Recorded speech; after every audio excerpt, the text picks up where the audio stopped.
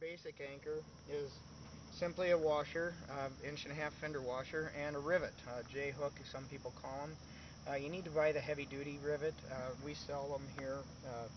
If you're interested in picking up your rivets from us here, you'll find that we're real reasonable on price. Just pass the rivet all the way through the rivet all the way through the washer so it stops. And then we're going to add a cable. These are the cables that we sell. They're cut 30 inches long. They have a 1-inch loop in each end. You can make them as long as short as you want to. In your normal soil, we'll use them about this long. And this is started out a 30-inch piece of cable. Now it's 26 inches. This works great for soft ground. You do not need cable. You can merely close this cable and run a wire through here, wind it back on itself, set it in soft mud, and keep it at any length you want it. But I prefer the cable just because it's handy, unless I'm water trapping, and then I'll go to wire. If you're in real firm soil, I'm here in my backyard in Iowa right now, and we won't need this much length for the most part if you're trapping in this type of a situation. So we'll double hook the cable. We'll actually fold the cable in half, this length, and put it together in the rivet and turn our anchor into about a 12-inch anchor. That's all you need in this kind of soil around here. That's going to vary wherever you're from. So depending on the area you're from will be the size anchor washer you use, the size washer you use, or the size cable you do. So anyway, after I put the rivet through here, I'm just going to grab a pliers and pinch this shut. And then I'm going to let you take a real good look at how we put together and how we load our anchor. This is the only thing you really need to remember about our system here now.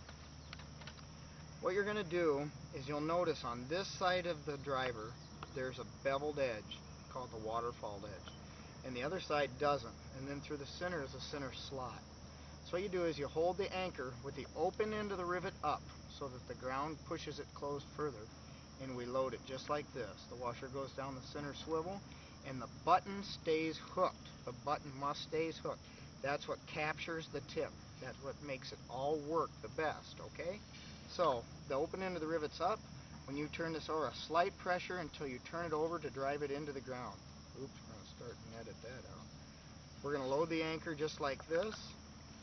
We're going to make sure that the button is hooked on here, and then with just a slight pressure on it, we'll turn upside down and drive the anchor.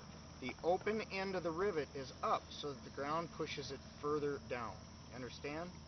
This button over here is hooked on the outside and it captures the tip. We have two main rules. Our two rules are load it right. It's very, very important that you load this system correctly. Once everything's loaded exactly the way it needs to, it'll hold itself together. When you hit a stone, if you hit a stone with our anchor, the first thing that happens is the washer hits a stone, and then it rolls past the stone. You understand?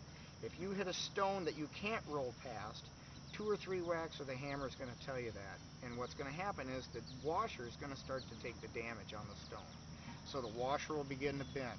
You get about 3 whacks with a hammer, and you'll realize that I'm on a stone. Duh, I'm going to either start to bend the washer or I'm going to start to ruin my anchor. So you get that amount of time to make up your mind to do it just right. So I can usually drive this in the ground up to a foot. Now we're in about 14 inches right now. I'll mark the anchor a little bit of a twist, just a little twist, and you pull the anchor out. Here's 12 inches, so I'm in about 16. Now, Mike, what's going to happen here, and when you feel this lift, here's what I want you to do. I want you to grab the handles and rest this rod against your shoulder. Bend at the knees so you don't hurt yourself. And go ahead and grab the handles. And go ahead and pull that out. You'll feel it come up and lock. It's there. Pull it out. Just lift it. Get your feet under you. Go ahead and lift that out of the ground for me. I want to see the ground come. It's impossible. Pull it out. There's no way. Okay. Blue's tied to that same anchor that's in the ground about 9 inches now. Watch it! Oh! Okay, after a 1,200-pound horse, I'm just going to have to pull a little bit.